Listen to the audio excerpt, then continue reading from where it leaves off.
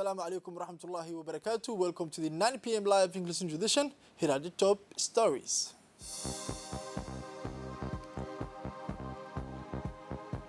A common synergy for a better public policy for the government action.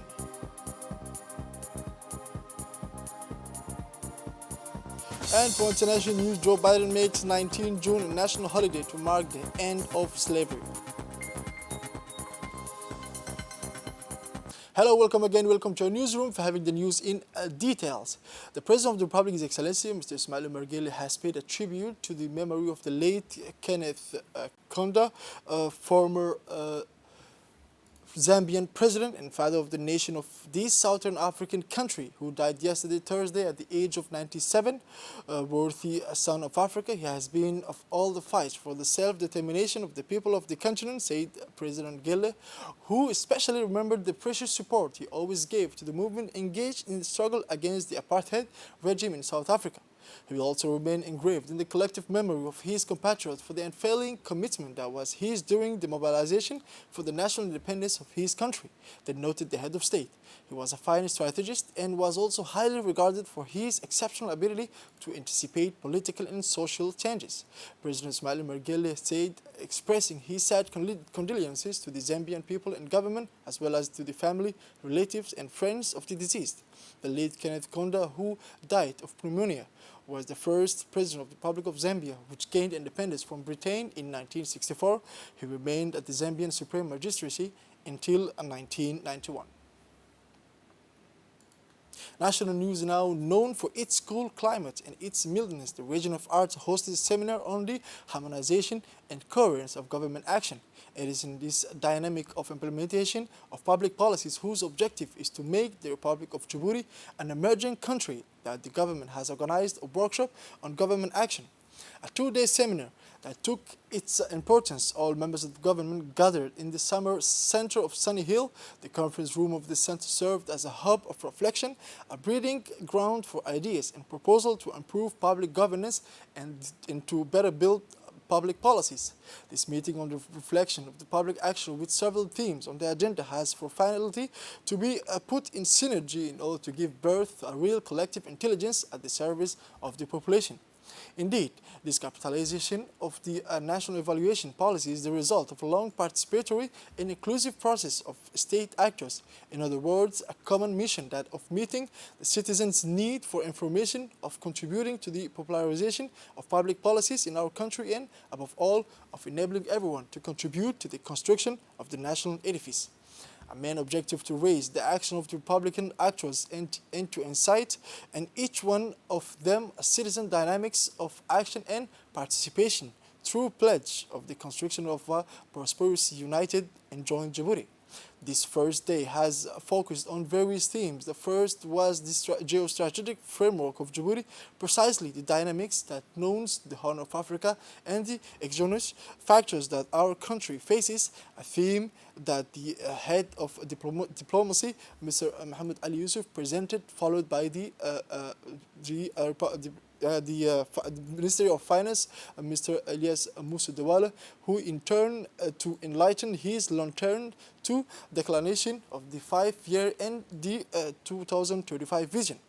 The Ministry of Finance and Economy in his presentation showed what has been accomplished since the challenges ahead.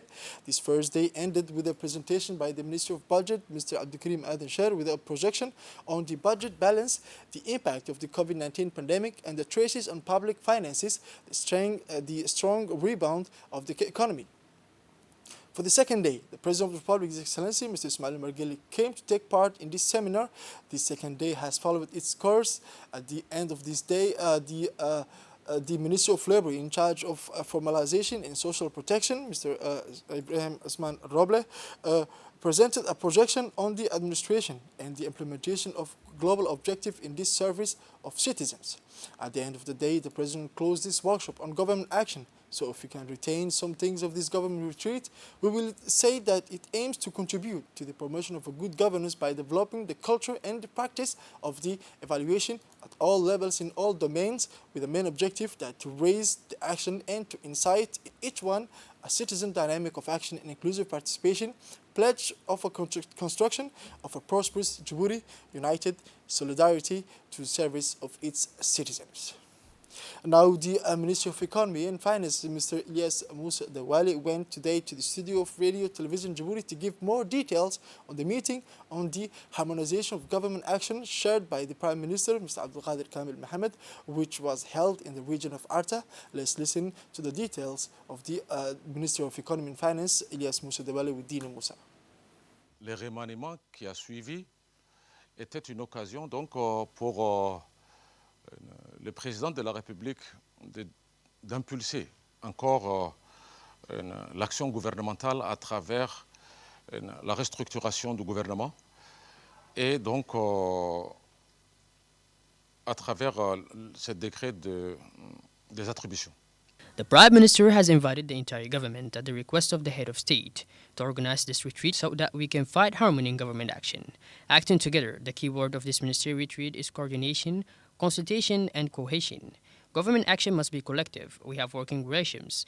Even if we are responsible for our respective sectors, our respective ministers, we can't each work automatically or individually. To achieve the expected results set by the head of state, it was at the ministerial level and not only under the leadership of the Prime Minister to ensure that each of us, for those who were present, who are already ministers, make the best of their initial approach. On their previous approach, what didn't work? What are the reasons why we have seen some underperformance and how do we correct it?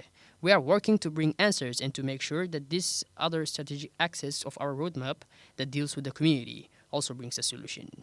These institutions is to make sure that we can succeed in creating transparent institutions with social justice as a basis. These are the type of extremely substantive issues that we discussed during these 2 days. To finish these institutions, as the President said yesterday, we must show a lot of creativity and agility to ensure that we respond to the concerns and demand of our citizens, our population. As part of the celebration of the 44th anniversary of the country, cultural and artistic festivities were launched last night at the People's Palace. The national artists of all musical and folkloric genres presented a show of song and dance to the great pleasure of the public who came to support them and enjoy the festivities. This kind of events will take place in the 3 communes of the capital and the 5 regions of the interior. The final of these festivities will take place on the night of 26th to 27 June of 2021 at the Goulet Stadium.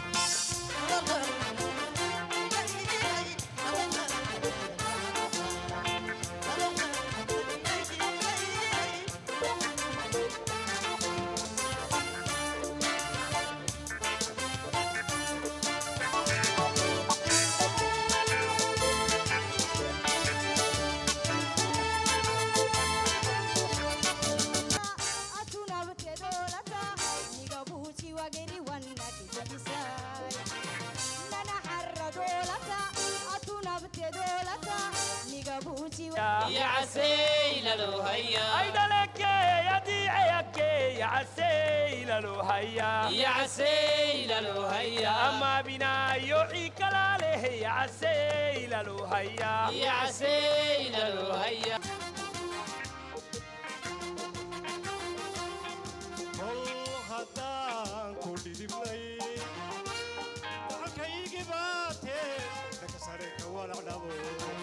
سريك ولا عدبو لك سريك ولا عدبو لك سريك ولا عدبو صلي حاسة هذا الأولى هذا الأولى لا يوه ويا يا الله يلا يلا يا الله لا يوه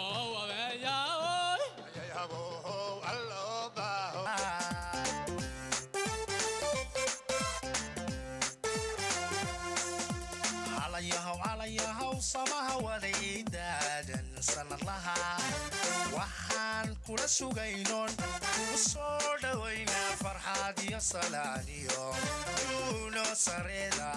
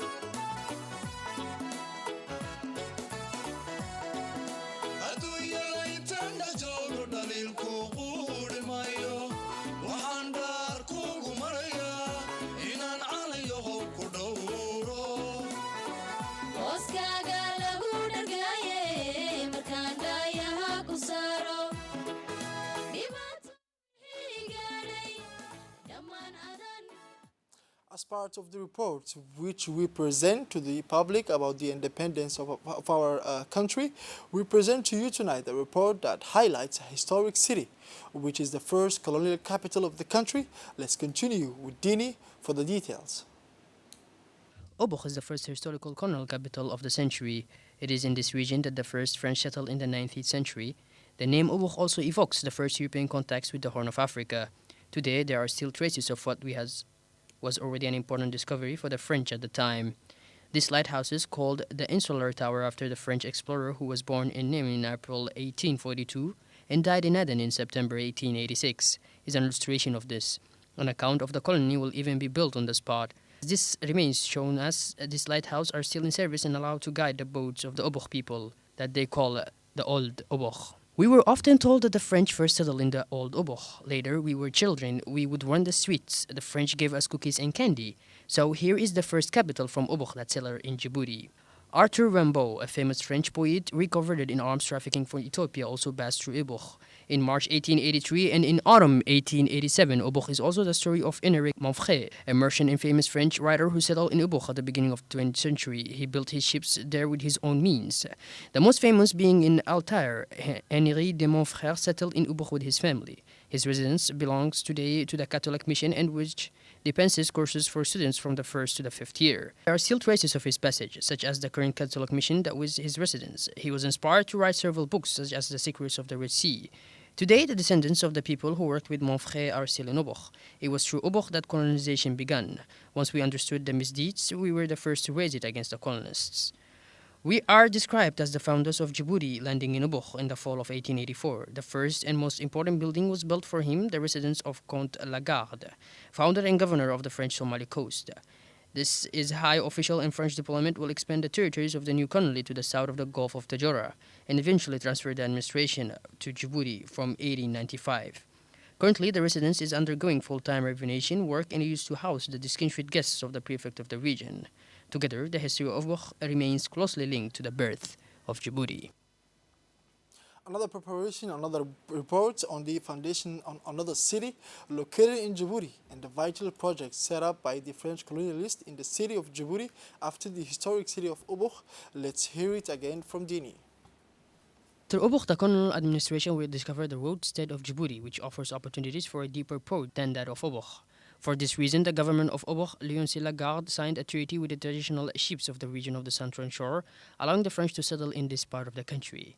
Thus, the city of Djibouti was born, and over time, it became organized. The colonial administration will come to settle in Djibouti, and the first constructions will see the day.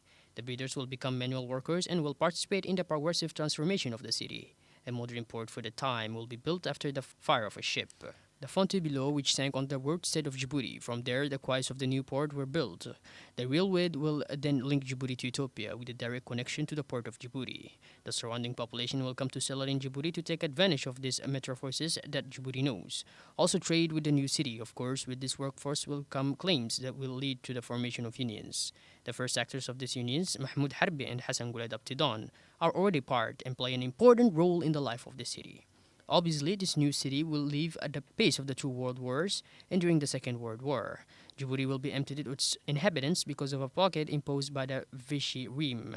It should be noted that the contents of Djiboutian fighters participated in this war for the liberation of France. This trade union claims will take over the time the form of political claims. Hence, the birth of a collective political consciences with independence aspirations. It is thus in this evolved, politicized Djibouti that the 1958 referendum will take place, provided for by the framework law fixing the statute of the overseas territories. National news now. For more than a month, complaints of theft have increased considerably at the PK-12 North Brigade. The particularity of this theft is that they are not similar. The complaints range from snatching to robberies and burglaries, all within a short period of time. Faced with this situation, the gendarmes of the PK-12 North Brigade began long investigation, which resulted in the identification of the members of this very active gang in the PK-12. Thus, as of June 13, 2021, the arrest phase began with the arrest of 6 members of this gang. The various searches carried out led to the seizure of 30 cell phones of different brands, most of which had been stolen. In addition, several cases of burglaries not elucidated until now, and in which the damage was often large sums of money, could be attributed to this band.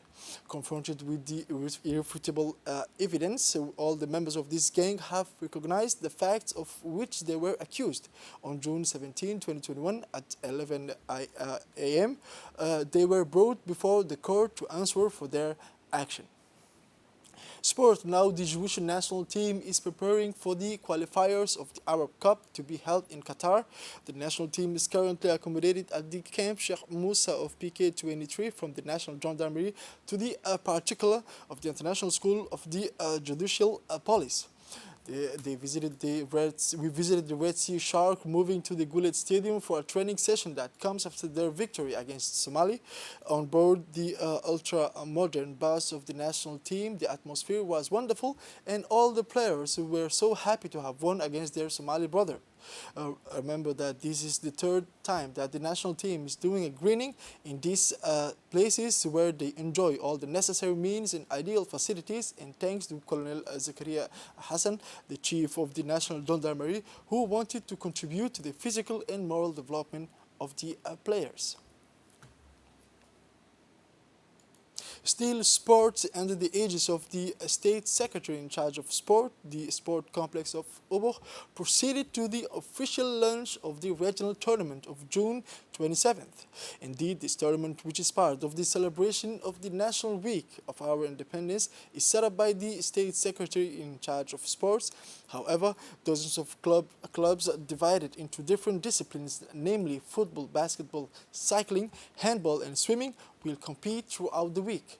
This event of Reaching Colors took place in the presence of the prefect of the region of Oboh, Mr. Abdul Malik Mohamed Bonaita, the representative of the State Secretary for Sport, and his close collaborators.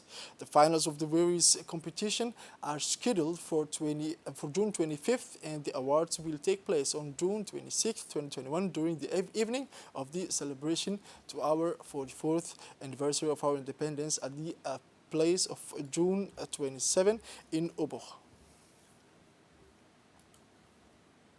World News Now, Joe Biden established holiday to mark end of slavery. U.S. President Joe Biden signed into law Thursday a new federal holiday to commemorate the emancipation of the last slaves in Texas on June 19, 1865.